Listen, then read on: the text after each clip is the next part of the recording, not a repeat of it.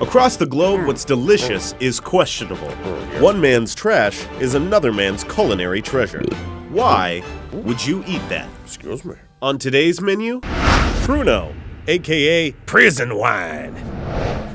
Today we have a delightful Cabernet from Chile and a truly transcendent Pruno, fresh from San Quentin, with hints of bile and sugar and it's very ripe. Thanks, Pierre.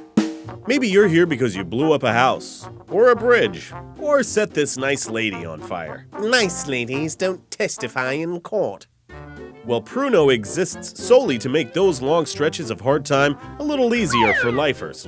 Essentially a low-tech version of a home-brewed wine, its name appears to have come from the use of prunes in some of the oldest recipes. It seems to have been around as long as prison itself, and some form of it is made in prisons all around the globe, with the recipe changing to take advantage of whatever's available. Modern Pruno can use fruit cocktail, grapes, or whatever prison serves you. It's such a delicacy, making it could be called an art. A filthy, disgusting art. I used to be an artist. I used the man's blood to paint a mural. It's also been around so long and is so prevalent that many wardens have simply accepted it as part of prison life and have stopped trying to prevent its production. Look, it's not that I'm angry. I'm just disappointed. Go to your room. Why is it so hard to stop? Well, because it's so easy to make. A fish can do it. Am I using that right? Fish? All you need is something to ferment, which almost always means a fruit of some kind. Oranges are the most abundantly available, either as a fruit or as a juice, and therefore tend to be the most commonly used ingredient. Sugar and water are also vital. Occasionally, molded bread is added, the thinking being that the yeast will make it ferment better. Smash up the fruity bits so they're nice and pulpy, like a witness's face. Now run it under hot water. The fermenting fruit bomb is then wrapped in a towel, both to keep it warm and to hide it from the screws. Over the next 48 hours, the bag will steam, inflate from the gases, and smell. Vent the bag so it doesn't explode. I cannot express how important this is, but good God, it'll smell. Burn some cinnamon or something.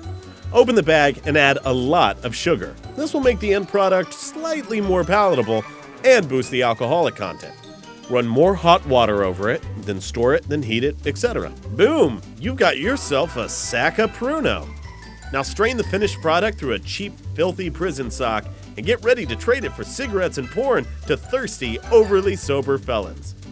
Some people say work is like prison. It's time to feed the inmates. Oh, hi. My Pruno is a 2012. It's completely handcrafted in the sink in my kitchen. The bouquet will really reflect the ketchup and the moldy bread I used. I think the office is really going to enjoy it. I was expecting a lot worse. Me too. It's not that bad. It tastes like rice wine. I mean, she's going back for more, so. I mean, you downed all yours, so. I know. Well, it wasn't in a wine glass. Sassy, but boring. Seems like it's missing something. Oh, I know what it is. It's snake wine. Ha ha! I made such a good batch of Pruno that we had to sex it up with snake wine. Say hello to snake Pruno. Who do you want to make drink the snake Pruno? Georgia? I like how you classed it up. Should I shake it first? No. Cheers. Oh. Can you do it with me? I did it yesterday. You have to do it with me, though. I can't. Don't breathe in. 3, 2, 1. You know, like when you haven't taken your trash out in a while and you've got that weird mysterious liquid at the bottom of your trash bag, you wonder what it is? It's this.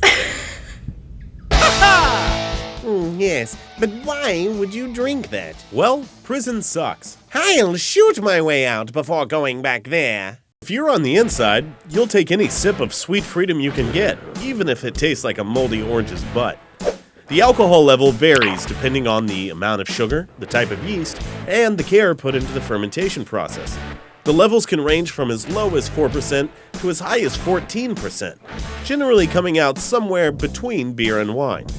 Outside of prison, this stuff doesn't have a huge appeal, but it's the perfect thing to wash away a long day of whatever it is you do in prison these days. Is it fine religion? I think it's fine religion. Whatever your crime, whatever your time, Pruno is a part of your life now. Happy showering.